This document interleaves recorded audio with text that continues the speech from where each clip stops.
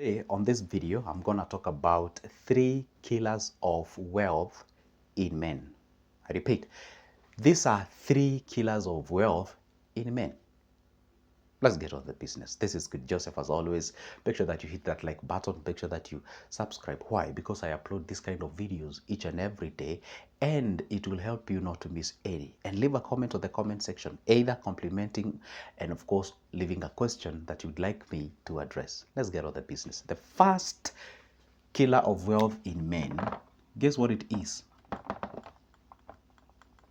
Distractions. Okay? What are distractions? Distractions simply means things that are distracting the attention of a man towards the creation of wealth. Let me explain. And I'm going to use an analogy of a lion when hunting, or that carnivorous animal that hunts out there. Let's say this is a cheetah and sees a pool of gazelles. So when a cheetah identifies a gazelle, let's say it's gazelle A, no matter how many will just crisscross in front of him or her, she focuses on exactly that until she makes sure that she hits that. Because, for example, let's say it just does the ambush, then pounces of them, and then distraction, then be like, okay, which one should I pick? You probably, the chances of you missing all of them are very high. So when it comes to creation of a wealth, it needs you being consistency, towing the line. You have to make sure that at least you remain targeting that particular thing without any sideshows, without any distractions. So men are distracted by mostly, I should say, two things. One is women. Two, alcohol. These are the two distractors of men when it comes to creation. I'll let you know why. When it comes to women here, I'm not saying that women are bad. No, they are good, they are great. This is simply where I say, you're having a lot of fun, throwing parties. And of course I know what you say, because there's some things I can't say here on YouTube. But I bet you know what I mean by when women distract them, they don't even know whom they're hanging around with, having fun, enjoying, and and what have you. By the time you realize, you've actually affected your life tremendously. So you find that the most distractors of men are women. Of course, number two, instead of, let's say, this guy choosing a specific lady to be with, the guy is all over the place. You're having a lady A, lady B, lady C, and all that. I don't know whether you guys have you ever sat down with a pen and paper and identify that romance is actually very expensive. It comes with its own part of finance. You require to have some cash. There was a time I was sitting down and I was explaining to some young men somewhere, and I was telling them, do you know it costs money to cheat? Say you're married, it costs money to cheat. Because definitely you can't bring that lady to your place, then you have to look for a place where you can take her. Of course, that means renting, that means money. You need to have your dinner, probably you paid for the transport, or even if you fueled your car in whichever the manner. And then we did an average, it will cost you around 5,500 for you to just do that thing.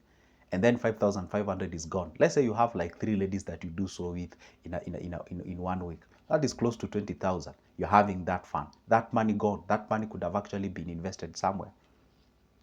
It comes with its own costs. Then talk of alcohol. This one needs no introduction. I mean, it's no brainer. This one, it's what is affecting a lot of guys. And the reason why you find men are actually getting into the alcohol, not all of them anyway, the reason why they're getting into the alcohol, it's because anxiety. Some people, okay, when they look at their peers have actually achieved a lot more than them, then they feel like I'm gonna go ahead and press that panic button. That's why they say, hey, if you separate with your wife, then you have to take alcohol. I don't know who told men like that, so that you can cool up yourself. When you have too much things in your head, then you take alcohol so that you cool up. It's like you're solving them, but when you sober up, then you realize you still have the same problem, and now you have an added problem on top of that, because now you're likely to become an addict, a dependent of that thing that you're taking. And of course, it means more money with it. You get what I'm saying? See, these are the major distractions when it comes to creation of wealth as far as the men are concerned. So these distractions are called, wealth killers, because they not only take your money away, but also they take your time. Because they take two things here. They take your money and they take your time. Now, when you have these two things taken away, because they take your time in the sense that you could have started investing as early as you can. You didn't do that because you're having fun and you're enjoying. Okay, that's why you find people regretting, say at their 45th age, at the 50th age, they are complaining at their 60th age when they go for a retire. They are like, you know what, I had fun, I didn't invest, I didn't do this, I didn't take care of myself, da da da da. So you actually get up, ending up regretting. So that is exactly what. And by the way, talking of women again, you can attach yourself to a lady who generally is not there to build with you. Yeah, it's not there to build with you. You thought that, hey, you know what, I got myself a lady who will actually be there to build with me, but things go south. It turns out not to be the truth. And it can also be vice versa. A lady is ready to build with you, but the man is something else. So such happens anyway. It goes either way. So those are the distraction. Distraction is actually one of the major distractors of wealth killers, or rather, it's one of the biggest wealth killers as far as the men are concerned. So if you can generally take that care of, then I can assure you, you can see something flowing in your account. Now, the second thing that is actually a wealth killer, as far as the men are concerned, is something called arrogancy. Yeah, I know that sounds funny. Yeah, arrogant. Women, we have a certain hormone called testosterone. Testosterone. Whatever. You know that. I know it starts with T and ends with Ron. Whatever. We have that hormone. That hormone is what makes men a men. That's why you find a baby boy will be active, jumping all over the place, and what have you, because of that particular hormone. Okay? Now, what happens, this hormone, it kind of tells you that, hey, you're good, you're great, you can conquer, you can do, you don't. However, do you know it is very hard to sit ladies down or women down and talk to them on how to invest than men? Men, they usually ask you, hey, you're telling us to invest. What have you invested? What do you have? Who are you? What do you get that kind of a thing? They usually come with this kind of arrogant, like they don't believe they can be spoken to. They don't believe in, finding with a fellow men to. I don't encourage men to share their things with women. I encourage them to share with the fellow men. For a reason that I won't explain. So what happens is that you find these guys don't want to speak, don't want to talk, don't want to be guided. I'm not saying all of them. No, there are people who have actually been enlightened and they believe, hey, you know what? For me to save time and money, then I have to have somebody who can speak to me about these things. So when you have become arrogant, and the funny thing, this point number 2 actually goes to the point number 3, which is ignorance. So now, when you are arrogant, in most cases, you tend to be ignorant. And when you are ignorant, guess what happens to be? You tend to be rude. You tend to be this kind of an individual who you can't be. When you tell the guys, you know what, you can be saving, say, at least little as 100 shilling. That's like a $1. Be like, no, what will $1 do? And then the moment you become arrogant and ignorant, what is your soft landing? It's hope. You actually have hope. You be like, okay, I don't see any sense of saving 1,000 shilling each and every month. That's too little. I mean, for God's sake, when will I even hit 1,000,000? Then guess what you do? You hope that one day you'll make more. Then you hope that when you make more, you're gonna invest. So then you ride on hope. There's nothing wrong to have hope. But I said hope is never strategy. It is a good breakfast, but it's a poor dinner. Depends on when you take it. Okay, if you take it as a dinner, then it's not a good meal. But if you take it as a breakfast, that can be a good meal because you still have a whole day to not only hope but also strategize, because I said hope is never strategy. So you find men tend to be actually arrogant, and it's quite funny. Can you imagine you being a distracted individual who happens to be arrogant, who graduates to be ignorant, and again ends up being hopeful? Guess what kind of a concoction that makes? It makes an individual who is not tolerable, teachable, governable, somebody who is self-centered and all those kind of things.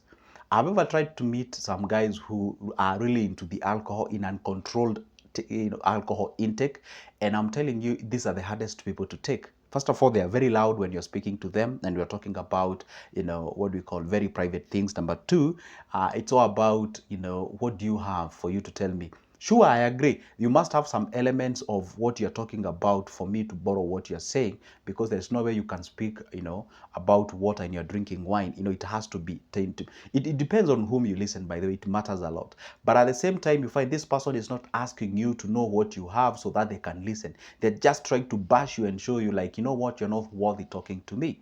I remember there was a client I met some times back. I don't want to mention the name. And that client, the first thing, okay, the funny thing is, it's not the client that paid. It's actually somebody else paid for the client, because that's somebody who paid for the client realized that the client is getting lost as far as the life is concerned. And when I met that guy, he asked me, the first question that guy asked me, what makes you think that you can talk to me and listen to you? Now, how do you answer that kind of a question? Because that is arrogant, and you have to have the ability to stop. I only stayed that particular place. This one I have to admit, I only stayed to that particular conversation just because I was paid. But the reality is the environment that he provided in that conversation was not friendly. And in that manner, let's say, I'm not saying that I was the, the destiny connector, but let's say by any chance I was, then it means probably that thing didn't get into head of that particular individual. So probably even the money that was paid for that guy to be helped, then it means it was down into waste. So the point here is, you find that men, they usually have some distractions that can actually distract them from them achieving their targets. Another thing that usually attacks men a lot is what we call instant gratification. You see, men usually come with this, generally men are created with ego, or should I call it pride, or whichever you can call it. So that thing that they have deep inside of them, they are in a business of proving a point to the society. That's why you find like you can have some cash somewhere and you end up, let's say, buying car, because men and cars are like, you get what I'm saying? See, you can end up purchasing a certain thing just to show some signs that indeed things are going on well in your life, and probably you didn't need, it's a good thing, it's an important thing, but you really didn't need that thing at that particular time. So you got a good thing at the wrong timing. So what happens with men, they usually have that thing of proving something to people, and that's why you find they show up to a gym, they get jacked up so that at least they, all those kind of things. So if you cannot understand how to tame that or those kind of behaviors and how can I say the vices, because they are kind of vices but can be used as virtues, it can actually lead to distraction, and you cannot be able to realize a full potential as far as the wealth creation is concerned. Because the process of wealth creation is very humbling. I'm telling you, it's very humbling. You find you can even sleep in an office. You find like you're not even taking your lunch. You find like sometimes even having time with your family is very hard. And this is where you find whenever you are in a journey to wealth creation, you get to be misunderstood by very many people. First of all, by your closest family members, if you're married, by your wife or your kids or your whatever, because there is nothing like life work balance. There's nothing, especially when you're creating.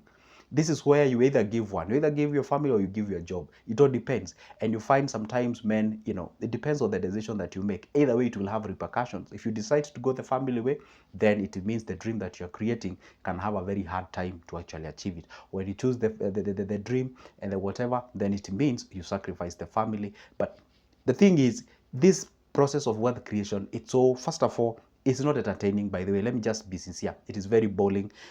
Number two, it's very lonely. Number three, it comes with a lot of sacrifices, and sacrifice meanings a lot of denials and what have you. You deny yourself some things that you could be enjoying and such kind of things. Okay, this is Good Joseph, by the way. That's the end of the video. Don't forget, if you're distracted and you need any guidance out of it at a private conversation, that happens to be my number. You can pick it up, shoot me a call. Let's talk business. For now, it's a goodbye and see you in the next one.